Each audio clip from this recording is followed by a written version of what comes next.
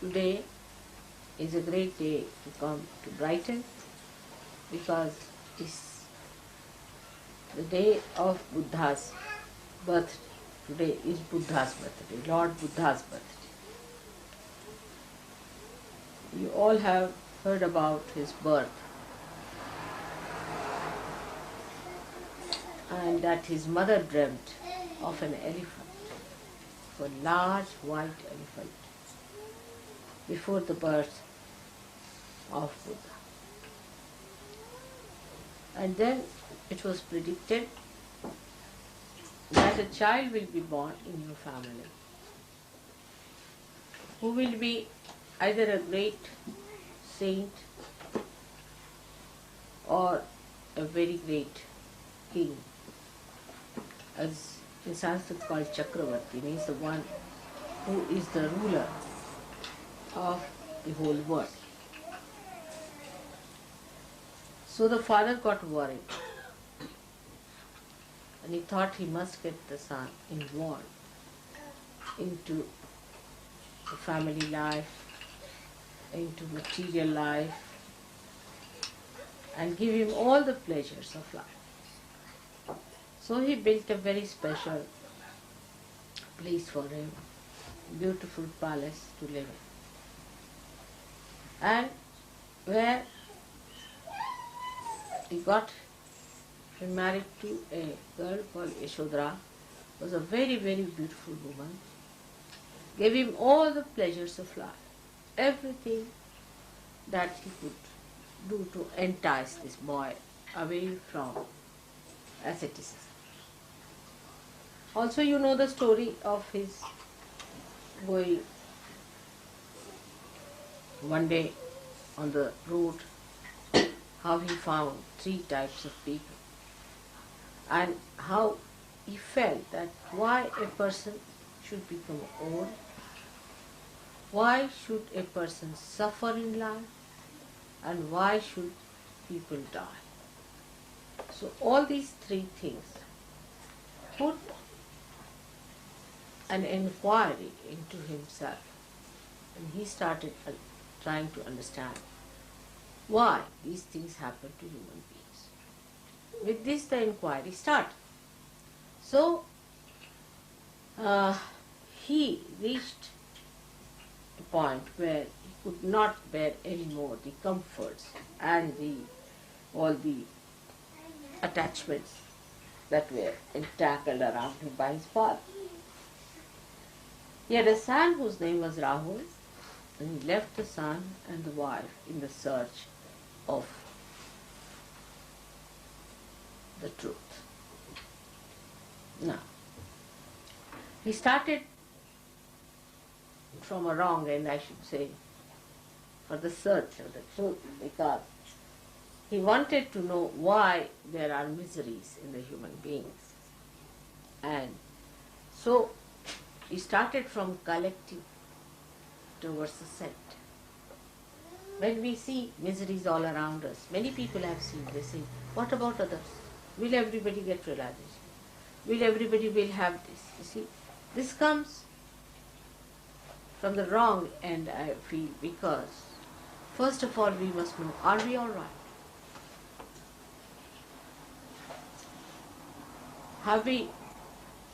Are we perfect? Are we full of joy? Have we received the absolute knowledge? If you start from this point, it's always better. Because he started from the wrong point, searching it from the collective, to remove the miseries of the people, he had to go in a very roundabout.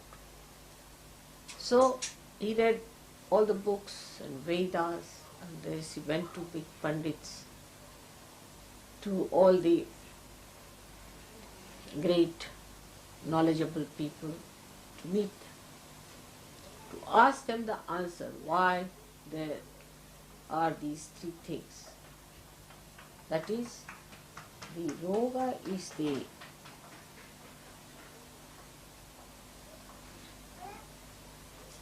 health or miserable physical body then the death and the old age. Went and asked so many people, and they said, you have to die because you are born. And then they said that you have to become old because you are born like that. And you have to suffer because you commit sins. He was not satisfied with his answer. So he went on searching and searching and searching. And then he got tired, absolutely fed up. When he went to a place called Gaya, very near Patna it is, I have seen the place, and the tree. And he sat under a banyan tree where he slept off because he got so tired of his sleep.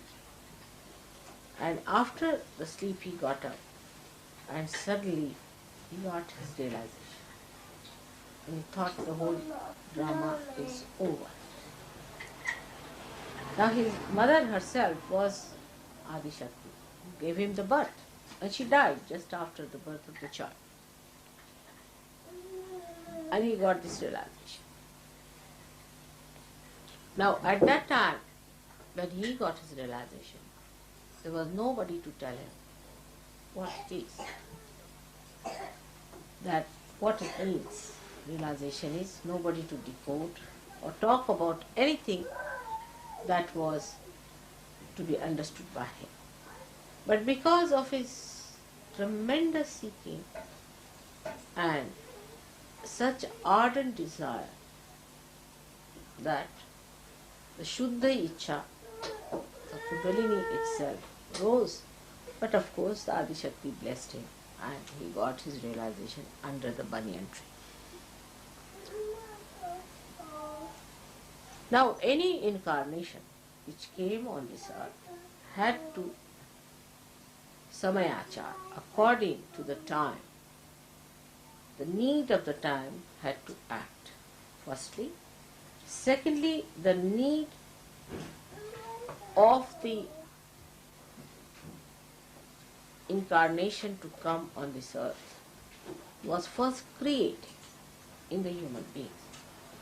So supposing at a time when there was too much of ritualism, Brahmanism or priesthood, and people were trying to take everything onto those artificial rituals and all that, an incarnation had to come on this earth to correct those ideas. Like Krishna came at a time when he said, this is all Leela, it's Puja and everything he cancelled. There's nothing to it, no Puja, nothing. You just have Ras, enjoy yourself. It's all a joke going on, see. So he brought that concept at that time in the awareness of people that the whole world is a Leela, is a play of God's own whims. So you just enjoy it. And that's how he created this wonderful festival of Holi, which we had in Delhi. I don't know, any one of you who was there for the Holi? No. You were there? 2 years back. No, but this time you were not there. You might get the pictures of that. So in the same way, when Buddha came in, first problem was that he thought that it's better not to talk about God. Because in his search, everybody told him the answer was, oh, it's God who does it. He punishes you. It's God who gives you this old age. It's God who does it. But what is this God after all? Why does he do it? He said, you better ask the God. Where is the God? So everybody put every blame on God as usual. Even that's done today. Nothing new. And nothing unusual, I should say. So this must be done by God. If you cut your throat, God put my knife in my hand and he cut my throat. So you see, he thought better not talk of God. Because everybody is going towards God. Then the people whom he met, they said, now I have become God. He said, how? He said, I am God. Or what? Why? Because he could mesmerize people. He said, I have become God. Just imagine. So he thought that is very dangerous to talk of God, because people take God in the hand and use it for their own purpose. Always say, oh, this is what the God has to do, and it's God has done it, and I'm in connection with God and I'll tell God. So he got a fright and he said, better not talk about God, because that puts the attention of the people on ritualism, artificial things, building temples after temples, and just doing all these horrible things which one should not do. Like if you go to the south, you'll find in the temples, they shave their heads of the leaves. They shave it completely. And that they have to, this all cobbled along the sides of the walls of the temple. And the ladies who shave their head are just rolling along the sides. You see, they have to do it sometimes 1008 times, rolling. Imagine. And the water is poured on them. See, God knows what is the ritual from where it has come. So the poor women go on rolling like that. And somebody is pouring water on them all the time, buckets after buckets. The husband and the brother and all, they bring one after another. You see, one is finished and another one. Poor ladies rolling like that on that muddy, sort of a cobbled area. I mean, I was shocked when I saw this. I said, what's this? And then later on, you see, they became modern. So they started selling the hair, you see, abroad. So the whole thing became a big industry in Madras, you see. The hair was made into this bouffant and all that you call it, you see. Sent to England and other places. So, it's, I mean, in the name of God, ridiculous things were done, ridiculous things were done. So he just thought, better not talk about God. The first step is self-realization. He was a great Saj Yogi, I must say. Because he said, nothing doing, don't talk about God or anything. First you get your realization. That was the first condition. Establish it. Unless and until you have established your realization, nothing doing. So he just started his own method of propagating Buddha's knowledge, or you can Buddhism, as they call it. Of course it became ism later on. So all that he started with the idea that people should first become Buddha. Buddha means realize. Buddha is to know. So Buddha means the person who has known, means the one who is a realizer. So what he says, Buddham Sharanam Gaccham. I bow, no, I surrender. Sharanam means I surrender to the Buddhas, means to all the Saj Yogis. You are all Buddhas, because you know. When you know, you are the Buddha. Now, without going into all that nonsense of renunciation and shaving your head and wearing that dress and everything, you have achieved your realization. It's a short circuit or a short path. Why? Because he started from the other side. But if he had started directly from himself, it would have been better. You see, in practical sense, I'll tell you how it is. Supposing you want to repair your house. So, you have to have instrument for that house. But supposing you are worried about all the houses of the world, and you start with that, neither you will repair other houses nor yours. So first you must practice on yourself. Put your attention to yourself. It also is a method by which you avoid seeing the point, seeing the reality, that if you are not all right, how can you improve the whole world? So when your attention goes to other things, you must know that there's something wrong with you first of all, which must be corrected. And that's why it took him so much time to go round and round and round. He had to give up his wife, give up his family, give up everything and get to realization. Because by giving up everything, he realized that it is he who should achieve. It's a very circuitous way. But you can just say it doesn't exist anything, first let me get all right. That's Sahaja. Now what happened? That became a method for people to achieve God. Many people think that you must suffer like Christ to achieve God. You must renounce the world, then achieve God. Actually renouncing the world and all that is just a myth. How do you renounce the world? It's myth. What are you renouncing? I mean, in any case, you can't carry this with you, can you? I mean, can you even carry, I would say, even a thread? Nothing. When you come like this. You are born with closed fists. When you go, the hands are like this also. Have you ever seen a dead corpse? The youngest has his hands like this. Nothing happened. Just going like this. So you don't take anything from here. So this renouncing this, I renounce that, I give up this, I give up my wife, I give up that. Has no meaning. Because it's a state of mind in which your being becomes, I don't know the English word for that, which doesn't stick to something. What is it called? No. You see, any substance that doesn't stick to anything. I mean, we have all kinds of stick flasks. Unattached.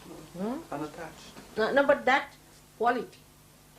There's a quality of the temperament which doesn't stick to it. Doesn't stick to anything. I mean, you put it here, it will come out. You can say the soap or something like that. Like mercury, Mother. Huh? Like mercury, it just flows. Like mercury. But mercury also you can apply sometimes, with heat. But this is something beyond mercury.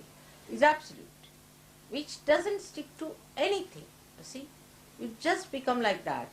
Oh, you do wear this, you wear that, you have this, all right. You are never. The name of the goddess is Nirmama. Nirmama. That for her nothing is her own. You see, she doesn't stick to it. She is in everything, but she doesn't stick to it. For example, now see the light here. It's not sticking to anything, it exists by itself. Doesn't stick to anything. This is the nearest you can say, it doesn't stick to anything. Anything tries to stick it, you see, gets burnt. That's a good idea. So this is what it is. This is called an enlightened person. Doesn't stick to it. And whatever tries to come very close gets burnt out.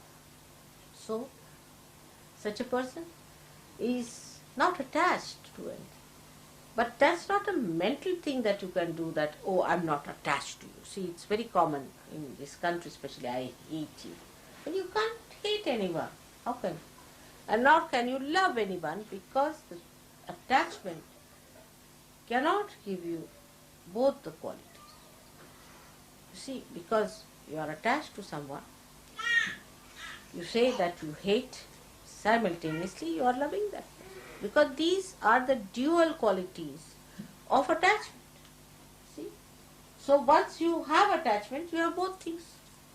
One moment you hate, another moment you love, another moment you hate, then you love and you don't know what's the matter with yourself.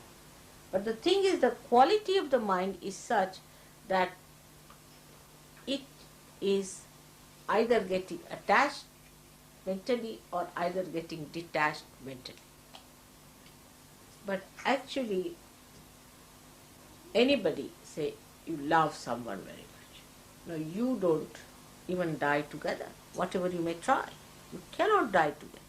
One person has to die earlier, another has to die later. So the answer to his question that he asked was, why all these things are caused? So he said, it is because of desire. Because of human desire, these are all problems are caused, like the death, like the old age, or the sickness are caused by desire. Now see in Sahaja Yoga language how we should understand him. Is the desire, as you know, is the left side. Left side gives you death. When the left side is very much used, you get to death ultimately when it is exhausted. When the left side is out, desire, you also get sickness. And when the left side is used too much, you get your old age.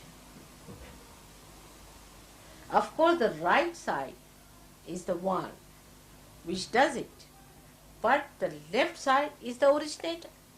If you have no desire, you won't go into the right side. First is the desire. The starting point is the desire. He reached the point all right, but he didn't clearly say what desire means. Desire means the left side. When we have the pure desire, which is the Kundalini, then all these things are neutralized. When the Kundalini rises, the pure desire, the real desire, the only desire, it gives you the absolute by which you don't get old, you don't die, and you do not get sick. Because you achieve that which is eternal. It does not die. You become the spirit. When you want to die, you die. When you want to be reborn, you are reborn.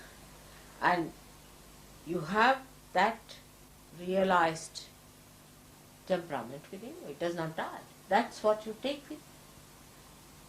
Now you take your realization with you when you die. So what he tried to say was to build up that we should not have any desires. Now, because, you see, his passage was like that. He went from one to another, giving up this desire, that desire, that desire, that desire. Ultimately he came to Kundalini. It's the same. Yan neti neti vachanai nigamo avochus. When you got saying not this, not this, not this, not this, not this, then you go to a point where you say, then what ultimately left is the desire, which is the pure desire. The desire that is the Kundalini. Say for example, you say, I'll have a house. No, I'll not have a house. I'll have a car. No, no car. No, I'll not have a wife. I'll not look at any woman. I'll have nothing to do with it. I'll give up this, give up that, give up that, give up that, give up that. Till you reach a point where you are at an absolute point. And there you realize that the Kundalini rises. But I think it is going too far. Why not start from the Kundalini right there? It's a simple thing. So Sahaja Yoga is the other way around stuff. Is that you better start from the Kundalini and neutralize all your left side. You see the point now? That's why Buddha was always regarded as an atheist. He was not. He was not an atheist. But as a matter of policy, he and Mahavira, they were contemporary. They decided, let's not have the name of God anywhere near. Because once you start the God business, big philosophies are built and people just start claiming it. I mean, they become that. Actually, anybody who reads Gita becomes a sort of a Krishna. Sri Krishna himself is the way he talks. People, you can be shocked the way they talk, as if they are Sri Krishna giving an advice to Arjuna, sitting on a chariot. They behave in that manner, their style is like that. I met one fellow called Chinmayanand, and I was amazed, the way he was talking. I was surprised. I mean, he was just behaving like Sri Krishna, of course, horrid looking, but he thought he was Sri Krishna himself, you see. So that's what identification takes place with human beings. when they start talking about God or his ways and others. So he said, all right, put that out. Just talk about self-realization. That's the first step. And Mahavira joined hands with him. It helped that time very much. To all the people who were in the name of ritualism, you see, they would say it's very difficult, Hinduism is the most difficult thing. You have to fast on Sunday because of the sun, Monday because of the moon, Tuesday because of the Mars, like that went on and on.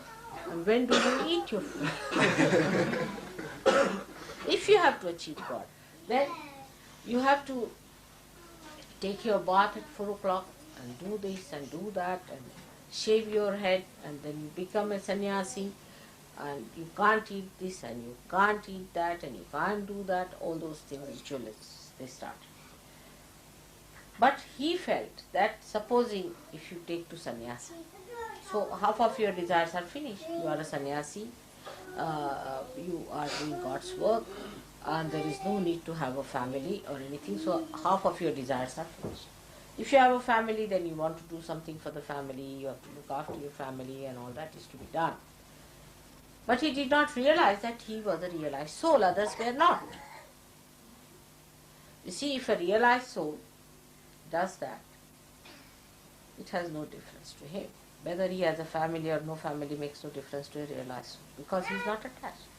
But to a person who is not a realized soul, supposing he'll give up his car, he'll give up his house, go to the Himalayas. There what he'll do? He'll have a hut and have a barbed thing around. Then he may think of a Georgian style of a hut. Because according to them, Georgian style is unpretentious. So we can have, after all we are sannyasi. That's typical. I tell you, all our Western mind is behaving in that way, if you see. That we should be unpretentious. You see, it's very fussy, is the word they will use. If you put even a little flower, oh, it's very fussy. They want everything to be plain, bland, you see. But what about inside? It's filled with what? It's all bottled up with all kinds of rums, this, that. But the outside should be absolutely bland. The food should not be, if possible, just get it in its natural form. If not, don't have any taste in it. It should be so bland that any guest who comes to your house must starve. You see? All these funny ideas cropped up of asceticism. Then we have other people like Shambhalas who are going now to Gobi Desert. You see, they thought that this desert is not sufficient. Let's go to Gobi Desert. So they are going now to Gobi Desert. All these absurd ideas came out of Buddhism and also Jainism.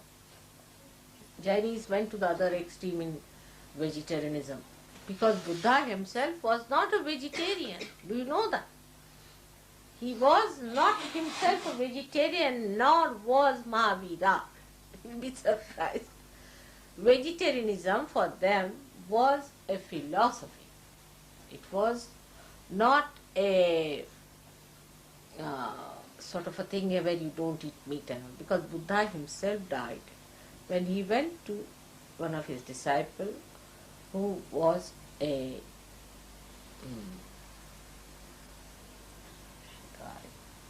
hunter. And the hunter had killed a wild boar. And he said that the wild boar has been killed just now and it will take some time to cook. It's rather half done. I mean, he being an Indian, he could not eat that half done thing and he got diseased of, I think his liver or something got into problem and he died of that. I mean, I can't eat half done myself, you see. This is half done now. Half done is a horrible stuff, but we eat because it is unpretentious, you see, or some sort of a thing. People have idea it's not, it's very next to the nature, you see, this is what is coming. But is all deliberate. You are attached inside. Outside, if you behave like that, you are not going to become that. Like hippies have an idea, if they live like primitive people, then they become primitive. You cannot, your brain is modern. Just by living, you see, wearing a wig like a hippie, can I become primitive? I cannot, my brain is modern, you see. That's what people don't understand, that we are too deliberate. And all these deliberations can be only reduced if your self comes into your attention. Otherwise, all these are just our mental projections. So all this sannyasa and all these ideas came. Gradually, everyone who came on this earth, people have really made a mess out of them. And Buddha's mess has gone to such an extent that if you see that, you will be shocked. It went into many formations. But I heard from my son-in-law that he went and visited some of the caves where the very early Buddhists lived, in the caves, because they were not supported by kings or anything. So they had a very bad time. And they used to live in the caves. And what my son-in-law told me, that in the caves there are writings in Sanskrit, in Pali, and in Indian script, saying that it is the spontaneous happening that can bring forth the self-realization. He's got that photographed. So it's coming forward. You see, so they knew about the Sahaja. They knew about it. But then, as every religion has gone into a mess and a lot of funny sort of, we can say,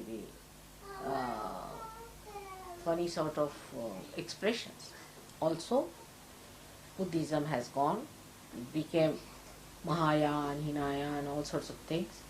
But one of them was called as Viditama, who ran away from India, settled down in Japan, and he started the Zen system of religion, which he kept to the spontaneous happening.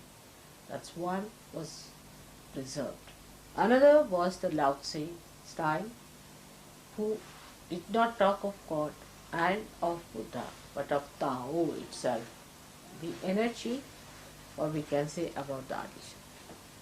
So these two good things came out of it. While they searched back into the history of China, and they found out the Adishakti lived many years back there as Kuan Yin.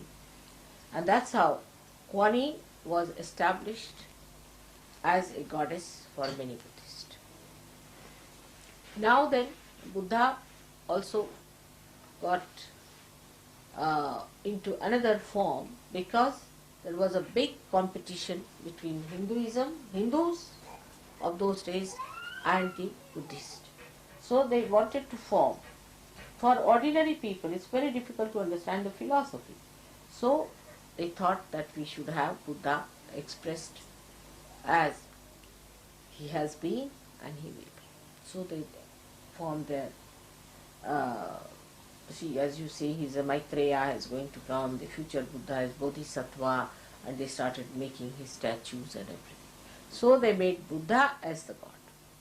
They started using him to represent the divine power, giving him forms and things. And like that many things happened. But Buddha himself was so much frightened of the ritualism that they said, you should not worship anything, you should not build any temples.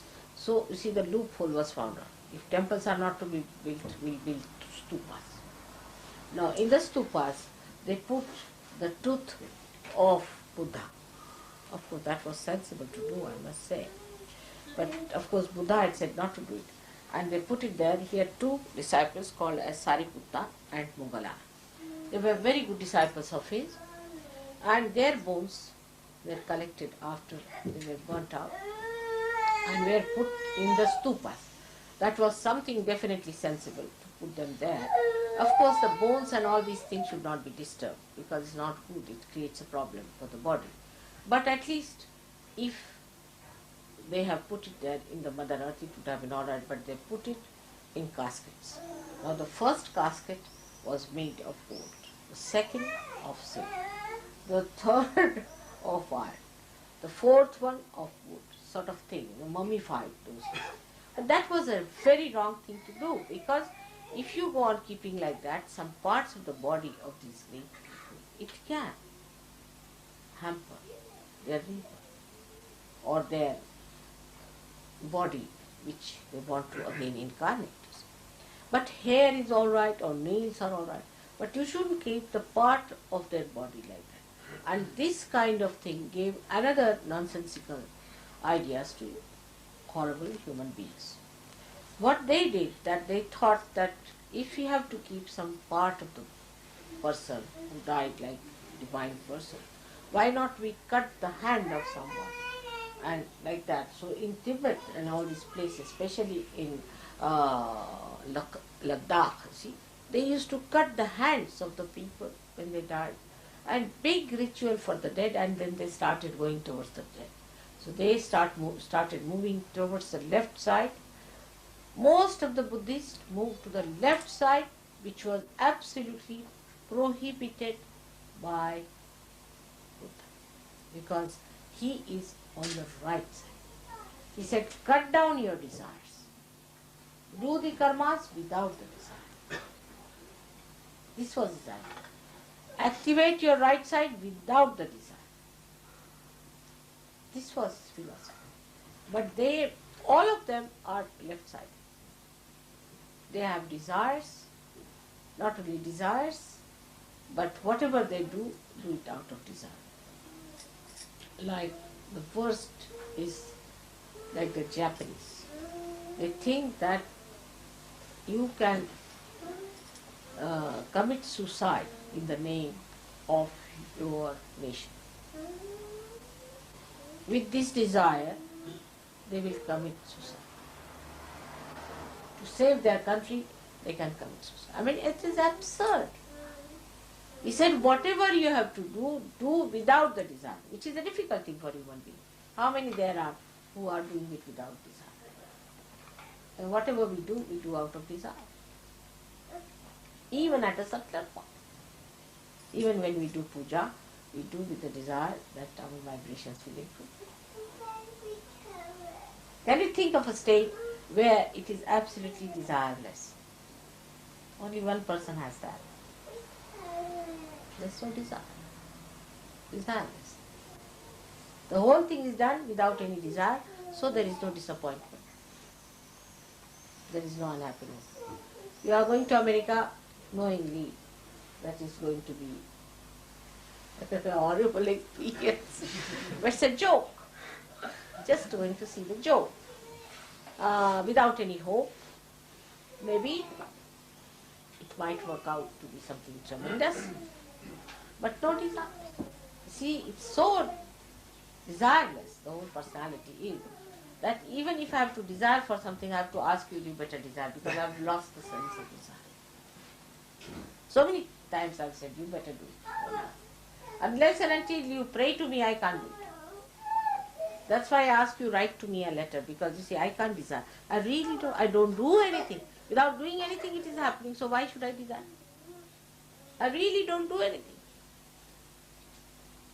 You'll be amazed, I don't do anything, I don't desire anything, nothing of the kind, it's working, I'm just watching it. And you are saying, whether you are doing it, I'm quite surprised. That is Tao.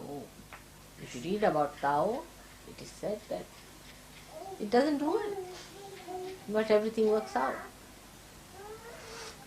So this is what he said, which was all Sahaja, that you have to be desireless and do everything, and he is the one who controls our ego. Because if you have no desire, you will have no ego either. Ego is only built up when you have a desire to do something. That is, you just do it for fun, just for joy, just for doing it. Then how will you build up ego? You cannot. When that purity comes, you see, in our temperament, that we do everything without any desire, we have got rid of our ego. The Buddha is awakened within us. And that's what is the importance of Buddha. That he settled down himself in a place which is the most difficult place That is on the left side of your head, you see. Sometimes I have seen it projects here up to this point, in some people. You get such a terrible pain, pulling it out from there. Can't imagine. So this horrible point, which is so funny, it is sometimes it can blow up like that, you see. Sometimes it can pierce horrible, which all of you have developed quite a lot, you see. And it takes its forms in different ways and methods. For that, we have to say, Buddham Sharanam Gacchami. Means we surrender ourselves to Buddha. Then what does he say? The second one is very good. Sangham Sharanam Gacchami. I surrender myself to collectivity. Sangham. Sangha is the collectivity. I surrender myself to collectivity. Ego goes down. First of all, Buddha, who is sitting, who is the deity, which is the enlightenment, you say, I surrender myself to Buddha. Secondly, you say, I surrender myself to collectivity. Egoistical people cannot surrender. So, I surrender myself to collectivity. So, we say, Sangham Sharanam Gacchami. It is to Virat. It is the third one. Buddham Sharanam Gacchami, Sangham Sharanam Gacchami. The third one, Dhammam Sharanam Gacchami. Dhammam Sharanam Gacchami. Dhamma means the religion, the balance. I surrender myself to religion, which is essence of it. Or you can put it the other way around. That Buddham Sharanam Gacchami, Dhammam Sharanam Gacchami, Sangham Sharanam Gacchami. That's all. If you have achieved it, then we can talk of that, not before. So these three things are to be achieved. We would put it in a Sahaja way like this. First of all, Dhammam Sharanam Gacchami. I surrender myself to my virtues. All desires can be surrendered to your virtue. Is it virtuous to do like this? You can. If you are brought up that way, you will just not do it. You will have no desires to do something that is not virtuous and righteous. You will just not do it. So, Dhammam Sharanam Gacchami. Then you should say Buddham Sharanam Gacchami. Means I surrender myself to my enlightenment. This is the second state when you are ascended. Surrender myself to enlightenment that I have got, to my spirit. It is the spirit who is going to guide. No more my physical, mental, emotional, nonsensical temptations. But what is the spirit? And thirdly, the Sangham Sharanam Gacchami, to the collectivity, to the whole, to the Virat. This is the way we have to work it out. So ultimately reach the same point. That let me start it from myself. From myself to others, not from others to myself. It's like treating the tree from outside, not from the roots. But Sahaja Yoga treats you from the roots. First you get your realization, alright? Then you learn how to surrender yourself to your dharma. Then you become collectively conscious. Collectivity is a temperament, is a sense of enjoyment that you get in the collective living. Unless and until you have that, you have not achieved.